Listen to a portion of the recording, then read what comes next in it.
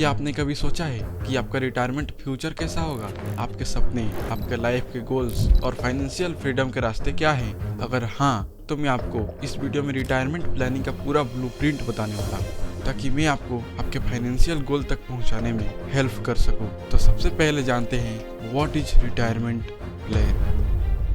Retirement plan एक financial approach है जिसमें आप अपने रिटायर्ड लाइफ के लिए फंड सेव करते हैं, ताकि जब आप काम करना बंद करें तब आपके नीड के अकॉर्डिंग रेगुलर इनकम मिल सके। इसमें आप इन्वेस्टमेंट्स, सेविंग्स और पेंशन स्कीम्स का इस्तेमाल करते हैं ताकि रिटायरमेंट के टाइम आपकी फाइनेंशियल सिचुएशन अच्छी रहे। ये प्लान आपको फाइनेंशियली सिक्योर एंड इंडिपेंडेंट बनाने का पर्पस रखता है। कब? जब आपका काम करने का टाइम खत्म हो जाता है।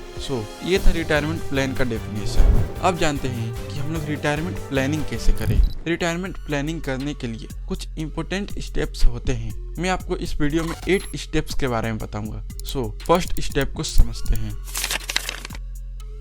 सबसे पहले आप लोग अपने रिटायरमेंट गोल्स को फिक्स करिए। लाइक आप लोग कितने एज तक काम करना चाहते हैं एंड रिटायरमेंट के बाद आप क्या करना चाहते हैं। एग्जाम्पल फॉर, आपको कहीं टूर पर जाना है, आपको अपने नाती पोते के साथ रहना है, आपको गोल्फ खेलना है, एक्सेट्रा एक्सेट्रा, सबको एक नोटबुक में लिख लीजिएगा। अब सेकेंड स्टेप को समझते हैं। अपनी सेविंग्स को एक रिटायरमेंट फंड में इन्वेस्ट करिए। Example for mutual funds, fixed deposit and provident fund जैसे इंस्ट्रूमेंट से शुरुआत करिए। एंड टाइम के साथ आप अपने अकॉर्डिंग रिस्क ले सकते हैं एंड अपने इन्वेस्टमेंट को डाइवर्सिफाई कर सकते हैं। भाई लोग, इन्वेस्टमेंट करने के लिए एक रूल होता है 100 माइनस योर एज, बट इस रूल को मैंने इस वीडियो में इस टाइम से लेकर कितने टाइम तक बताया है। आप इसे समझने के लिए इस वीडियो को देखने के बाद जाकर देख सकते हैं इसको। एंड एक और इम्पोर्टेंट बात, आप लोग जितना जल्दी सेविंग करना स्टार्ट करेंगे आप लोगों के लिए उतना ही बेस्ट होगा। अब थर्ड स्टेप के बारे में बात करते हैं। भाई लोग, ये बात बड़े ध्यान से सुनिएगा। आप सभी अपने रिटायरमेंट से पहले आपके जितने भी कर्ज हैं उसे चुकता कर दीजिएगा। बिकॉज अगर आप अपने कर्ज को पूरी तरह से खत्म नहीं करेंगे तो आपको आपके रिटायरमेंट के बाद भी काम करना पड़ेगा। एंड अगर आप लोग ये सोच रहे हैं कि हम लोग रिटायरमेंट ले लेंगे एंड जो भी कर्जा होगा उसे आपके बच्चे चुका देंगे, तो ये कलयुग है भाई लोग। इस युग में कब क्या हो जाएगा किसी को नहीं पता। दैट्स वाई आप सभी अपने credit card bills, loans etcetera सभी को चुकता कर ही दीजिएगा। अब बात करते हैं फोर्थ स्टेप के बारे में।